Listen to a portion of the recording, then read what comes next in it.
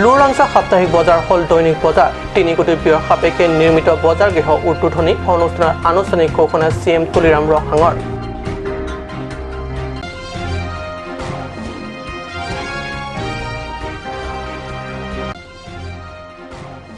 হাওড়াকটাৰ বৰ্তমান বিধায়ক জয়ৰাম ইংলেঙৰ মহানুভূতা দৰিদ্ৰ মেধা ছাত্ৰীক পঢ়ুৱাৰ বাবে ললে দায়িত্ব প্ৰশংসাৰে ভৰাই দিলে স্থানীয় ৰাইজে পশ্চিম কাৰ্বি আংলঙৰ জিৰিকেন্দেঙত কৰুণ ঘটনা বাইক দুৰ্ঘটনাত থিতাতে নিহত 2 ব্যক্তি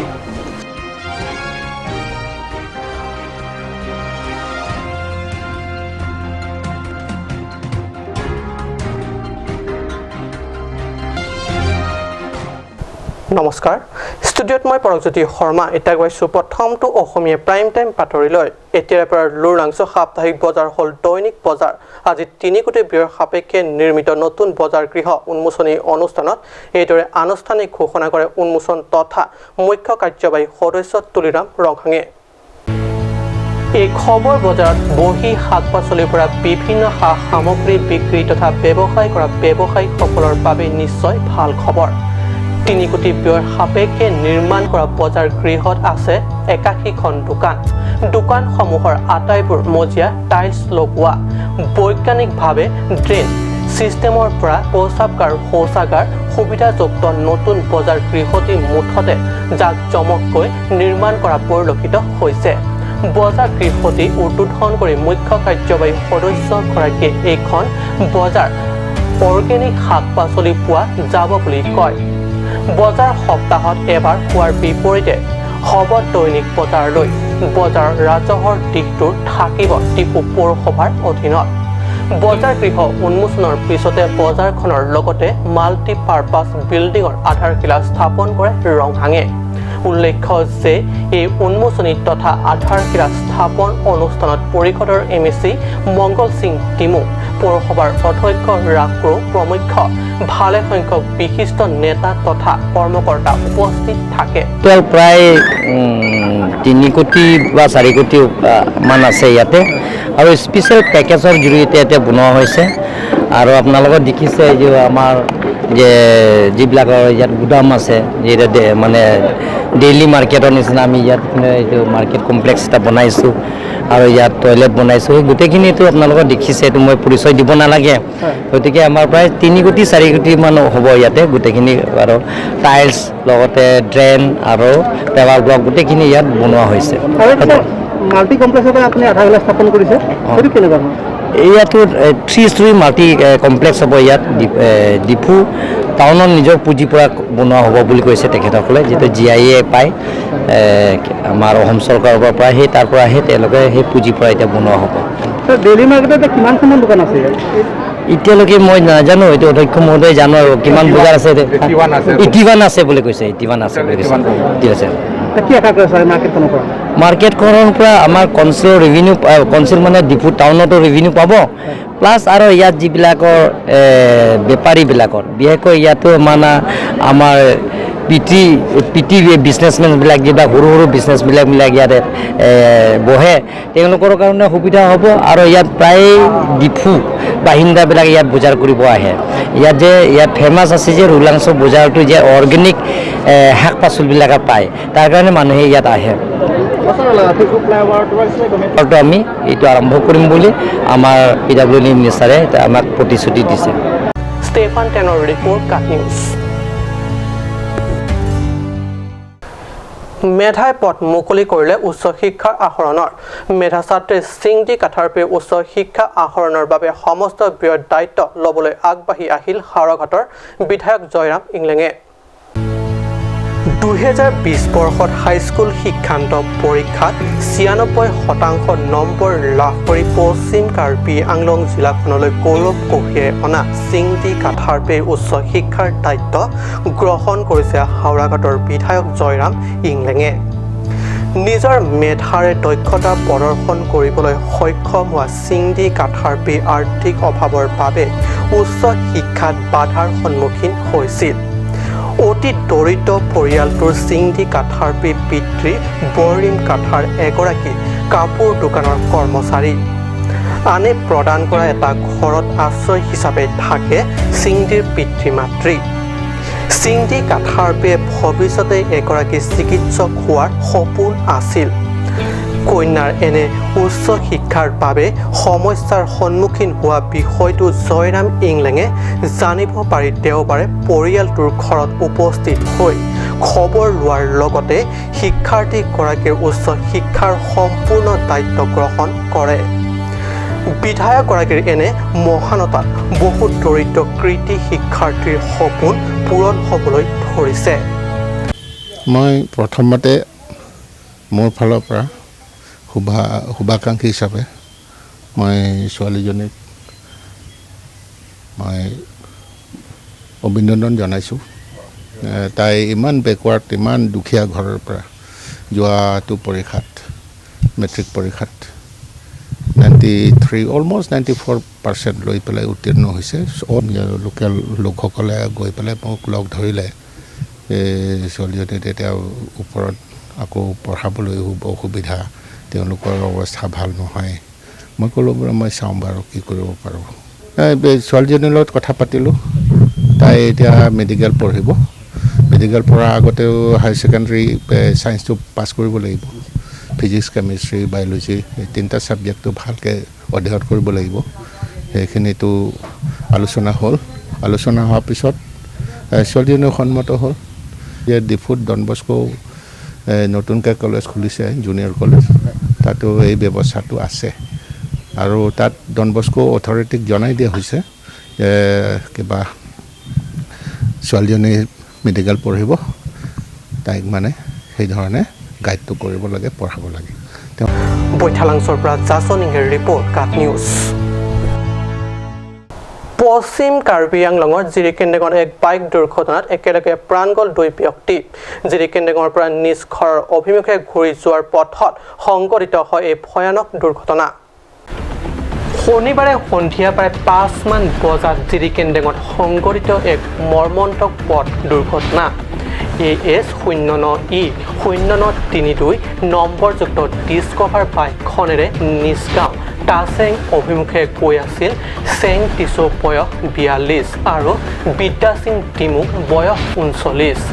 গৈ থকাৰ পথতে পথৰ কাষত থকা গছৰ মুহাত খুন্দিয়াই এক শোকাবহ দুৰ্ঘটনাত পতিত হয়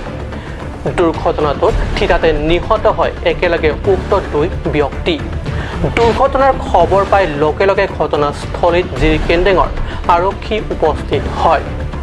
আৰু মৰণোত্তৰ পৰীক্ষাৰ বাবে আৰক্ষীয়ে মৃত 2 ব্যক্তিক লৈ অনা হয় ডিফু মেডিকেল কলেজ হস্পিটেললৈ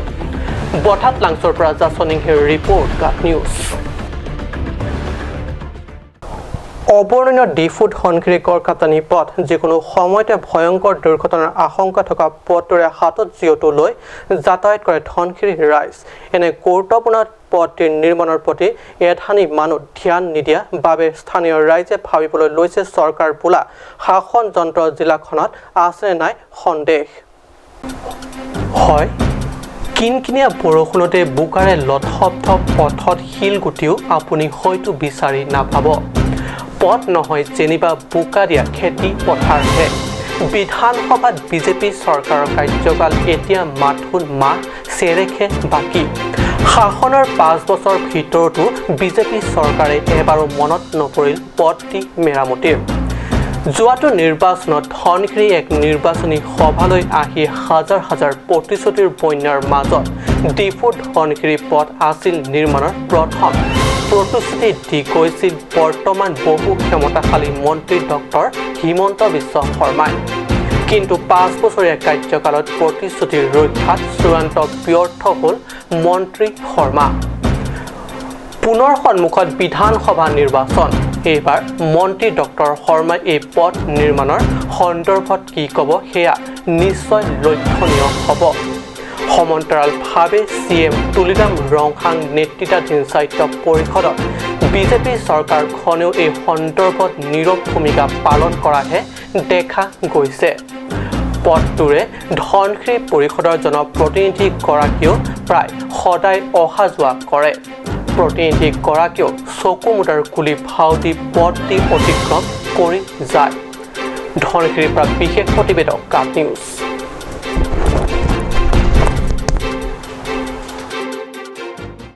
সময় হৈছে দেশৰ বাণিজ্যিক বিৰতিৰ।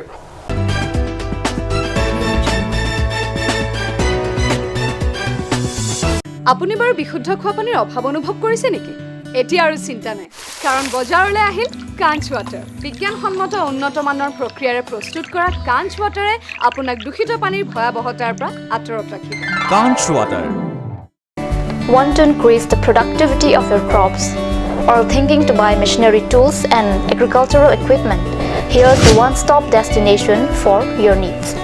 Hanse Agricultural Machinery and Tools Private Limited and Hanse Automobile Private Limited is here to fulfill all your needs. Here you will get 3 wheels auto rickshaw, auto truck, tractor, power tiller, tempo, etc. Facilities and tools available are water tank, 2-wheel farm hand tractor with reaper, H-wheel, land leveler, cultivator, rotavator, hydraulic trailer, etc. For loan facility and further details, please contact at 7002045078 or 9854923592.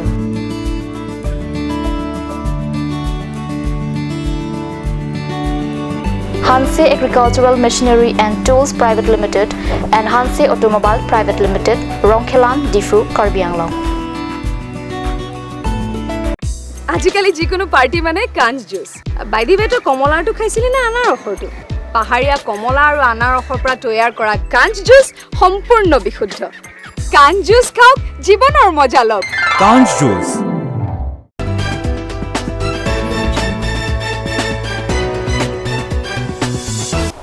বিৰতিৰ পিছত পুনৰ বাতৰি মজিয়াত। আসন্ন বিধানসভা নিৰ্বাচন হাতত বিভিন্ন উপহাৰ টোপোলা লৈ নিজ নিজ সমষ্টিত উপস্থিত কাৰ্বি সাহিত্য শাসিত পৰিষদৰ শাসকীয় নেতাসকল বিজেপি প্ৰাৰ্থীক পুনৰ জয়যুক্ত কৰাৰ বাবে মন জয়ৰ প্ৰচেষ্টা অব্যাহত শাসকীয় দল তথা প্ৰতিনিধিসকল। সাহিত্য পৰিষদৰ কাৰ্যবাহী সদস্য অমৰ সিং টিছৰ সহধৰ্মিনীৰে সৈতে উপস্থিত সমষ্টিবাসী ৰাইজৰ কাষত জিলা পশুপালন আৰু পশু চিকিৎসা বিভাগৰ অধীনত ফুলনি হাঁহ কুকুৰা প্ৰজনন পাম আৰু প্ৰদৰ্শন গোটৰ তৰফৰ পৰা উন্নত জাতৰ হাঁহ বিতৰণ মহামায়া পৰিষদ সমষ্টিৰ ৰাইজক বিভাগীয় তৰফৰ পৰা উন্নত প্ৰজাতিৰ বিনামূলীয়াকৈ 500টা হাঁহ পোৱালি বিতৰণ কৰে। হাঁহ পালনৰ জৰিয়তে আৰ্থিক উন্নয়নৰ সম্পৰ্কে বিনামূলীয়া প্ৰশিক্ষণ কৰে হিতাধিকাৰী। উল্লেখ্য যে কাৰ্যসূচীত পৰিষদৰ কাৰ্যবাহী অমৰ সিং টিছৰ উপৰিও পৰিষদৰ সচিব নিৰলা পাংচপি প্ৰমুখ্য বিভাগীয় বিষয়াসকল উপস্থিত থাকে। লাংহিনৰ পৰা ৰুস্তম তকবীৰ ৰিপৰ্ট কাট নিউজ। দুদিনমান নেৰানেপেৰা বৰষুণত বোকাময় দৃশ্য পাই চাইনি লাংচু পথ। বছৰে বছৰে উৰুটো বাৰিষাৰ কালচোৱাত পথটিৰ এই অৱস্থা হাহাকাৰ ৰাইজ। চৰকাৰে নিৰ্বাচনৰ সময়ত আহি সভা সমিতিত পথ নিৰ্মাণৰ প্ৰতিশ্ৰুতি দিয়ে। নিৰ্বাচন শেষ হৈ চৰকাৰ গঠনৰ পিছতে প্ৰতিশ্ৰুতি হৈ পৰে খালো বালু খোলাকটিৰ তাল। কেৱল প্ৰতিশ্ৰুতিৰে ৰাইজৰ পেট নভৰে,